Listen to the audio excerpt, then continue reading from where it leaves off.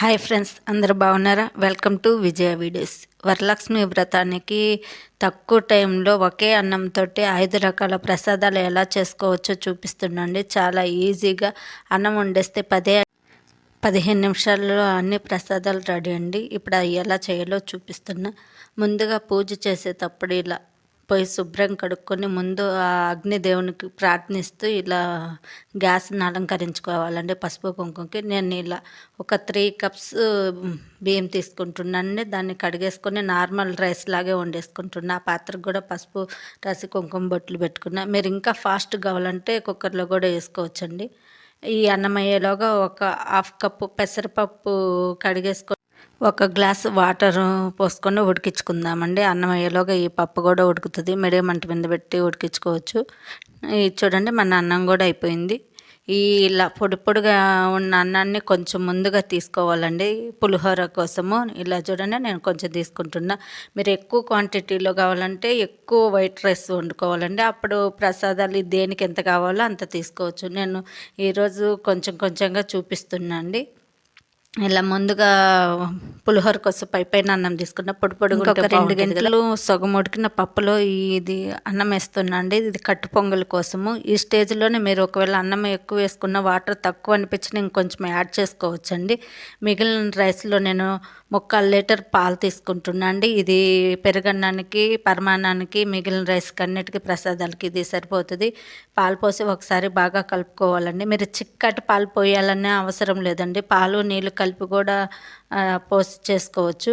కాకపోతే పాలతో చేస్తే అమ్మవారు ఎక్కువ ఇష్టపడతారు కాబట్టి ఎక్కువ పాలు పోస్తే మంచి. అన్నం ఉడికేలాగా మనం ముందుగా పులిహోర కోసం తీసుకున్న రైస్లో ఒక స్పూన్ పసుపు, 1 స్పూన్ ఉప్పు వేసుకొని, ఒక 2 స్పూన్స్ వేడి వేడి నెయ్యి వేసుకొని బాగా ఈ అన్నాన్ని అంతటికీ కలుపుకోవాలండి. వేడి వేడి మీద కలుపుకుంటే ఈ పసుపు వాసన రాకుండా బాగుంటుంది. వేడి నెయ్యి వేయడం వల్ల కూడా పొడి పొడిగా ఉంటుంది, చేతికి తగులుకోకుండా.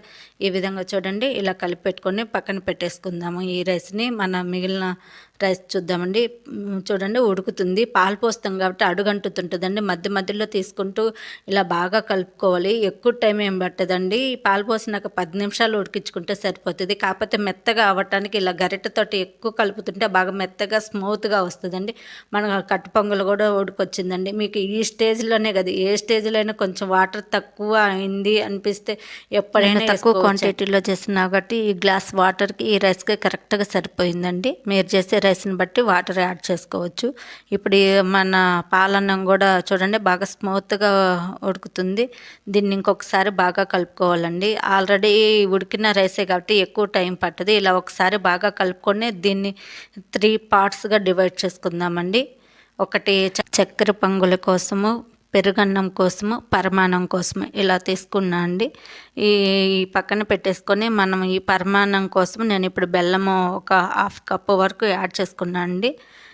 నేను డైరెక్ట్ బెల్లాన్ని వేసి కరిగించుకుంటున్నా. మీరు కావాలంటే బెల్లాన్ని వాటర్లో పోసి కరిగించుకొని కూడా ఆ వాటర్ని వేసుకోవచ్చండి. అలా వేసుకోవాలంటే కొంచెం ఈ పాలన్నం చల్లారినాక వేసుకోవాలి, లేదంటే అవి విరిగిపోతాయండి. అందుకని నేను ఫాస్ట్గా అయిపోతుంది అన్నట్టు ఇలా బెల్లం వేసుకున్నా. ఇది గట్టిగా ఉంటుంది కాబట్టి ఇంకొక 1/2 లీటర్ పాలు పోసుకున్నాను. పాలు పోసుకోవటం వల్ల చల్లారినాక కూడా చిక్కబడకుండా ఉంటుందండి. మన కట్టు పొంగలు కూడా చూడండి ఆల్మోస్ట్ ఇంకా అయిపోయింది. దీన్ని కూడా గరిటెతోటి ఇంకొకసారి బాగా కలుపుకుందాం. ఇది ఉడికేటప్పుడు కాస్త ఉప్పు వేసుకొని ఉడికించుకుంటే రుచి బాగుంటుందండి. ఇలా బాగా గరిటెతోటి బాగా మెత్తగా కలుపుకోవాలి. అప్పుడే కట్టు పొంగల్ టేస్ట్ బాగా అనిపిస్తుంది. ఇలా అయిన పొంగల్ని పక్కన పెట్టేసుకుందాం. మన పరమాన్నం కూడా చూడండి ఇంకా బాగా ఉడుకుతుందండి. ఇంకా ఆల్మోస్ట్ రెడీ అవ్వడానికి వచ్చేసింది. బాగా గరిటెతోటి ఇంకా ఒక 2 మినిట్స్ బాగా మెత్తగా ఎనుపుకోవాలండి. ఇలా గరిటెతోటి తిప్పుతుంటే బాగా మెత్తగా అయ్యి బాగా అనిపిస్తుందండి ఈ పరమాన్నము. ఇలా కలిపేసుకున్న పరమాన్నంలో ఒక పించు ఉప్పు వేసుకుందామండి. ఉప్పు వేసుకోవడం వల్ల ఆ స్వీట్నెస్ బాగా తెలుస్తుందండి. అలాగే ఎలాచి కొంచెం ఎండు కొబ్బరి నీళ్ళు చిన్న చిన్న ముక్కలుగా కట్ చేసుకొని వేసుకుందామండి. ఈ పాయసాన్నంలో ఎండు కొబ్బరి వేయడం చాలా టేస్టీగా బాగుంటుందండి. దీన్ని కూడా ఇంకొక నిమిషం ఇలా బాగా కలిపేసుకొని ఇంకా దింపేసుకుందాం. ఈ స్టేజ్లో ఉంటే చాలండి. అన్నంకి తీసి పెట్టుకున్న అన్నీ రెడీ అయిపోయినండి. వీటికి ఫైనల్గా అన్నీ ఇంకా కలిపేసుకోవటమే. ఇప్పుడు మనం పెరుగన్నం కోసం తీసుకున్న దాంట్లో 1 కప్పు పెరుగేసుకొని చేతితోటి బాగా కలుపుకుంటూ చేత్తోటే కలుపుకోవాలండి. అప్పుడే మెత్తగా అయి పెరుగన్నం బాగా టేస్టీగా ఉంటుంది. వేడి వేడి మీద కాకుండా కాస్త చల్లారినాక పెరుగేస్తే ఇంకా టేస్ట్ బాగుంటుందండి. ఒక స్పూన్ ఉప్పు వేసుకొని బాగా చేత్తోటి మెత్తగా కలుపుకోవాలండి. దీన్ని పక్కన పెట్టేసి ఇప్పుడు చక్కెర పొంగల్ కోసం నేను ఒక హాఫ్ కప్పు చక్కెర వేస్తున్నానండి.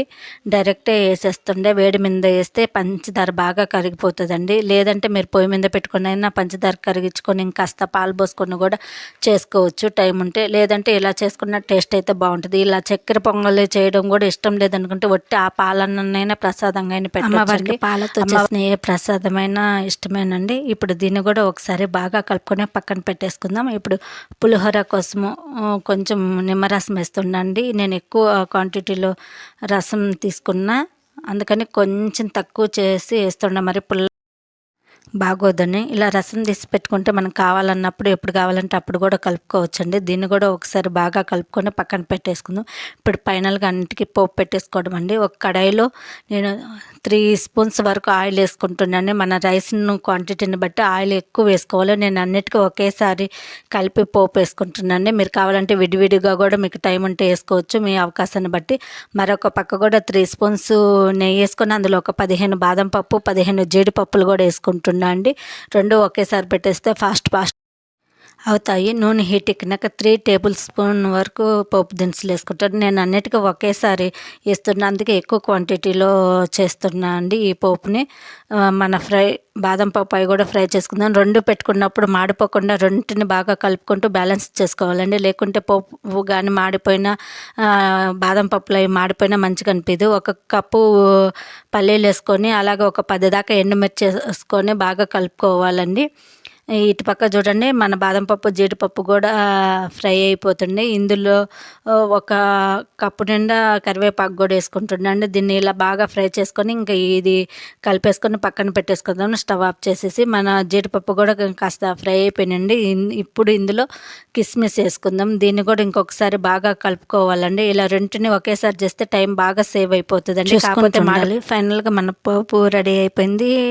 బాదం పప్పులు అవి కూడా ఫ్రై అయిపోయినాయండి. వీటిని దింపేసుకుందాము. ఒకసారి కలిపేసుకొని ఇప్పుడు వీటన్నిటికీ పోపు పెట్టేసుకోవడమే అండి.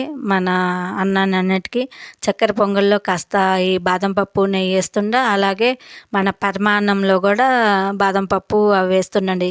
అందులో సగం ఇందులో సగం వేసేసుకుంటే ఇలా ఫాస్ట్గా అయిపోతుంది. రెండుకి సరిపోతుందండి. సరిపోయమనే మనం ముందుగానే కాస్త నెయ్యి ఎక్కువ, బాదం పప్పులు ఈ జీడిపప్పులు కూడా ఎక్కువ వేసుకుంటే సరిపోతుందండి. ఈ ఒకసారి కలుపుకుందామండి. చక్కెర పొంగల్ని కూడా ఈ డ్రై ఫ్రూట్స్ నెయ్యి అంతా కరిగేలాగా కాస్త నెయ్యి ఎక్కువ వేస్తే చాలా మంచిగా సువాసన వస్తూ చాలా బాగుంటుందండి. ఇప్పుడు పెరుగన్నంకి, కట్టు పొంగల్కి, పులిహోరకి చేసిన పోపులో నుంచి కాస్త పెరుగన్నానికి, కట్టు పొంగల్కి వేస్తున్నాండి. పల్లీలు వచ్చినా ఏం పర్లేదండి, బాగానే ఉంటుంది. పల్లీలు రాకుండా కూడా వేసుకోవచ్చు. ఒకవేళ మీకు ఇలా వేసుకోవడం ఇష్టం లేదంటే దానికి సపరేట్గా కూడా పోపు పెట్టుకోవచ్చు. మిగిలింది పులిహోరలు వేసుకు కలుపుకోవాలి. ఇలా చేస్తే టైం సేవ్ అవుతుందని అండి. టేస్ట్లో అయితే మటుకు ఏం డిఫరెంట్ అనిపించదు.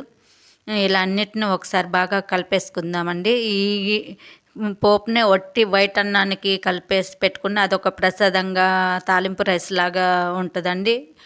ప్లెయిన్ రైస్ కూడా పెట్టచ్చు, అది కూడా ఒక ప్రసాదంగా అవుతుంది. ఇలా అన్నీ కలిపేసుకున్నాక ప్లేట్లోకి తీసుకుందామండి. పులిహోర, కట్టు పొంగలి, పెరుగన్నాన్ని అన్నిటిగా ప్లేట్లోకి తీసుకుందాం. ప్రసాదం ఎప్పుడు మటుకు స్టీల్ ప్లేట్లలో పెట్టకూడదండి. ప్లాస్టిక్ ప్లేట్లో పెట్టచ్చు, లేదంటే ఆకులైనా పెట్టచ్చు, ఎండు గిన్నెలైనా పెట్టచ్చు. కానీ స్టీల్ ప్లేట్లో మటుకు ఎట్టి పరిస్థితుల్లోనూ ప్రసాదము మటుకు పెట్టద్దండి. ఇలా అన్నిటిని నేను ప్లేట్లోకి తీసేసుకుంటుండే. ఒకే అన్నంతో తక్కువ టైంలో 5 రకాల ప్రసాదాలు రెడీ అండి. మన పెరుగన్నం, దీన్నే దద్దోజనం అంటారు. అలాగే పులిహోర, చక్కెర పొంగలి, పరమాన్నం, కట్టు పొంగలి అన్నీ అమ్మవారికి ఎంతో ఇష్టమైన నైవేద్యాలండి. ఈ వరలక్ష్మి వ్రతానికి మీరు ఈ నైవేద్యాలు అమ్మవారికి పెట్టండి. అమ్మవారి ఆశీస్సులు అందరూ పొందాలని కోరుకుంటున్నాను. వీటితో పాటు ఖచ్చితంగా ఇంకేవి ప్రసాదాలు చేసినా చేయకున్నా శనగల మటుకు ఖచ్చితంగా పెట్టాలండి. వీటితో పాటు గారెలు, బూరెలు, బొబ్బట్లు, పాయసం చేసి పెట్టండి. 9 రకాల నైవేద్యాలు అయితే అవి ఎలా చేయాలో ఆల్రెడీ వీడియో చేసి పెట్టినండి. దాని లింక్ డిస్క్రిప్షన్లో ఇస్తే మీకు ఇంట్రెస్ట్ ఉంటే చూడండి. ఈ వీడియో మీకు ఎలా అనిపించిందో కూడా కామెంట్స్ పెట్టండి. నా వీడియోస్ నచ్చితే ప్లీజ్ లైక్ చేయండి. మీరు లైక్ చేయడం వల్ల ఈ వీడియో ఇంకొంతమందికి చేరి నాకు సపోర్ట్ చేసిన వాళ్ళు అవుతారు. అలాగే నా ఛానల్ని సబ్స్క్రైబర్ చేసుకోండి. నేను ఏ వీడియో చేసినా నోటిఫికేషన్ ద్వారా మీకు ముందు అందుద్ది. అలాగే షేర్ చేయండి. Thank you watching for this video.